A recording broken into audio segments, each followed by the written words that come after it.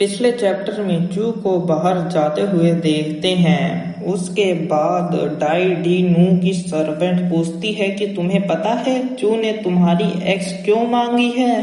Die D नू कहती है कि क्या? तो सर्वेंट बताती है वहाँ बहुत से मॉन्स्टर है जो चू का इंतजार कर रहे हैं, तो चू तुम्हारी एक्स का यूज करेगा उन्हें मारने के लिए। तो डाई डी नू हैरान होती है और कहती है कि चू रुको, जब तुम्हारा काम पूरा हो जाए तो तुम्हें मेरे वेपन के घूमने की चिंता करने की कोई जरूरत नहीं है, वो मेरे पास अपने आप ही आ जाएंगे और बाहर खतरा है तो संभल कर रहना। तो उसकी बात सुनकर वहाँ खड़े हुए मॉन्स्टर सोचते हैं कि ये किसकी साइड में है और चू को बाहर जाते हुए देखते हैं। वहाँ मॉन्स्टर चू का इंतजार कर रहे थे। मॉन्स्टर कहती है तुम बाहर आ गए? तो चू कहता है कि मैंने तुम्हें इंतजार तो नहीं कराया, अगर मुझे पता होता तो मैं पहले बाहर आ जाता, तुम्हें इंतजार नहीं कराता। तो मॉन्स्टर कहती है मुझे लगता है ये दिखावा कर रहा है, जब इसे कोई मौका मिलेगा तो ये जरूर भाग जाएगा। उसके बाद सीक्रेट रेलम के बाहर का सीन देखते हैं। एक जनी कह रही थी लेडी मिंग टाई होली सन को मॉन्स्टरों ने चारों तरफ से घेर लिया है, हमें उसे बचाने के लिए किसी को भेजना चाहिए। मास्टर हंसते हुए सोचती है कि तुम में से कोई भी मेरे ट्रेडी डिसिपल को नहीं समझ सकता।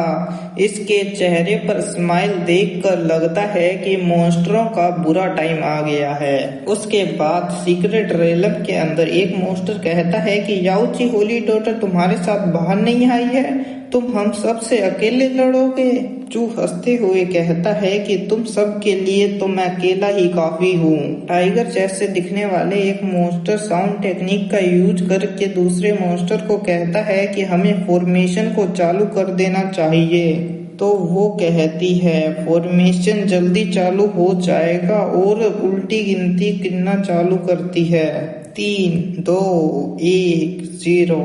पर वहाँ कुछ भी नहीं होता है। तो मॉन्स्टर हैरान होते हुए सोचती है ये फॉर्मेशन काम क्यों नहीं कर रहा है। चू एक इविल सी स्माइल देते हुए कहता है कि तुम्हारा फॉर्मेशन को बदल दिया है, अब तुम्हारे पास सिर्फ 2 ही ऑप्शन है, सरेंडर करो या फिर मरने के लिए तैयार हो जाओ। और चू क्विंग जी के बारे में कुछ कहता है तो वो मॉन्स्टर गुस्से में आकर कहती है तुम मरना चाहते हो? चू कहता है मैंने एक अनसरपास डिवाइन पथ कल्टीवेट किया है। तब मॉन्स्टर चू पर अटैक करती है तो चू वहां से हिलता नहीं है। जब मॉन्स्टर का चाकू चू पर लगता है तो वो उसका कुछ नहीं बिगाड़ पाता और चू हमला करके उसे मार देता है और कहता है वेंग सेन मू अब तुम्हारी बारी है और उस पर अटैक करके मार देता है। ये सब चीज लोग सीक्रेट रेलम के बाहर से देख रहे थे